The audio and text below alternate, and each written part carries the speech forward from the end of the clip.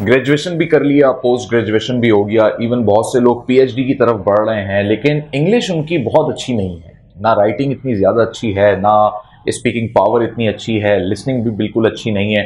क्या इसके पीछे वजूहात हैं? क्या उन्हें इंग्लिश के कोई कोर्स करने पड़ेंगे और अपने करियर में आगे बढ़ने के लिए, अब्रॉड जाने के लिए या फिर स्कॉलरशिप हासिल करने के लिए बिलाखिर उन्हें आइल्स करना ही पड़ता है? तो आइल्स की क्या इंपॉर्टेंस है? नेहा, आप खुद भी आइल्स कर रही हैं और आप डॉक्टर भी हैं, तो कितनी इंपॉर्टेंस है आइल्स की और इंग्लिश की करियर में क्या इंपॉर्टेंस है, ये बताएं। देखिए, आइल्स तो इट्स लिमिटेड टू कि आप जो है अब्रॉड ही आपको जाना है या आपको कोई भी इमिग्रेशन करनी, तो आइल्स तो खैर इस चीज़ पे आ जाता है। इंग्लिश जो है एक इंटरनेशनल लैंग्वेज है, लाइक हमारी स्टडीज़ जो होती हैं वो भी इंग्लिश लैंग्वेज में ही होती हैं। तो आप जो है इंग्लिश जो है it should be a part of our communication, क्योंकि ये है कि आपकी नेटिव लैंग्वेज तो आपकी है ही है, जो आप अपनी मदर टंग आप यूज़ कर रहे होते हैं डे टू डे लाइफ पे।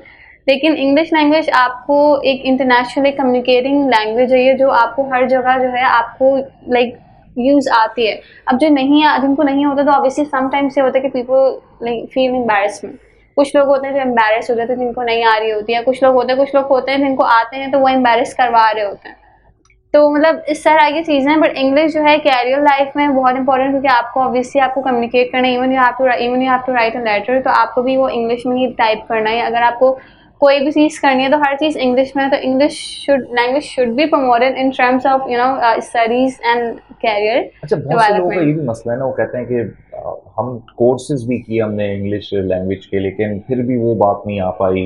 वो उतनी उनकी जो है ना वो फ्लुएंट नहीं होते इंग्लिश के अंदर।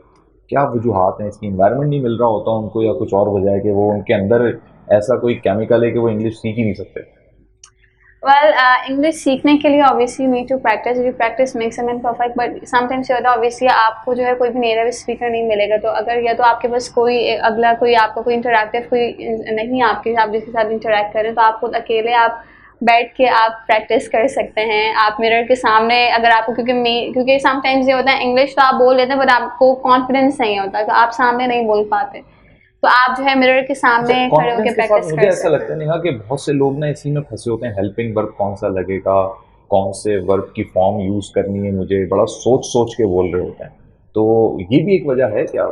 अच्छा, ग्रामर और ये जो ग्रामेटिकल एरर्स होते हैं, ये ज़्यादातर जो कॉमन जो आपको देखे जाते हैं वो राइटिंग में होते हैं, क्योंकि आपको एक एक चीज़ पंक्चुएशन है, ग्रामेटिकल एरर्स हैं, वो सब चीज़ें उसमें आ जाती हैं। स्पीकिंग में ये सब चीज़ें नहीं आती। अगर आप किसी अमेरिकन प्रोनाउंसिएशन, अमेरिकन मूवीज़ या आप कहीं पर भी देखते हैं, तो वो इतना ज़्यादा कोई ग्रामर पे फोकस नहीं कर रहे होते हैं। उनका ये होता है बड़ी स्ट्रॉन्ग है उनकी ना। वोकैबुलरी स्ट्रॉन्ग, क्योंकि उनकी वो मदर लैंग्वेज है, वो ऑब्वियसली वो इतने टाइम से बोल रहे होते हैं कि वो तो यूज से हो जाते हैं। तो एक नॉर्मल इंसान को एक लाइक अडेप्ट करने में टाइम लगता है, और एकदम से तो इंग्लिश खैर फ्लुएंसी इंसान में नहीं आ सकती है। तो लेकिन मैंने देखा बहुत सी ऐसी लड़कियों को, मैंने देखा कि ना उनकी ग्रामर अच्छी, लेकिन बहुत फ्लुएंटली वो इंग्लिश बोलती हैं, क्यों? और उसकी वजह से वो सेल्स की बहुत अच्छी जो है ना वो सेल्स रिप्रेजेंटेटिव बन गए। और से अच्छा, ना उनकी ग्रामर अच्छी, ना वोकैबुलरी इतनी स्ट्रॉन्ग, लेकिन they are earning so much, मतलब 2-3 लाख रुपए महीना तो वो कमा रहे हैं। हाँ, से कॉल सेंटर, सेल जी। सेंटर, जी।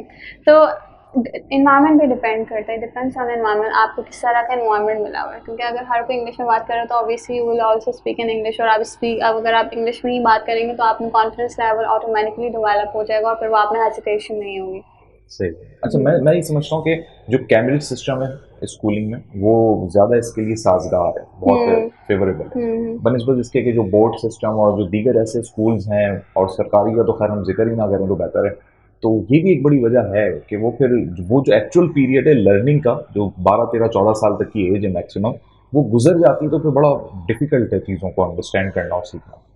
इंग्लिश ऑब्वियसली हर जगह पे इतनी कॉमन, स्कूल में इतनी ज़्यादा लोग लाइक नहीं हो रहा होता कि आपको इंग्लिश में कम्युनिकेट करना है, ठीक है। लेकिन अब जो स्कूल्स हैं जो अब आ रहे हैं, या जो अब जैसे फॉर एग्जांपल बीकन है, सिटी है, जिस तरह के जो स्कूल्स हैं, तो वो लोग ये होता है कि इंग्लिश को ज़्यादा एम्फेसाइज करते हैं कि नहीं, you have to talk in English, आपको इंग्लिश में ही बात करनी है, जैसे भी बोलना है आप बोलें, लेकिन आप इंग्लिश में ही बात करेंगे।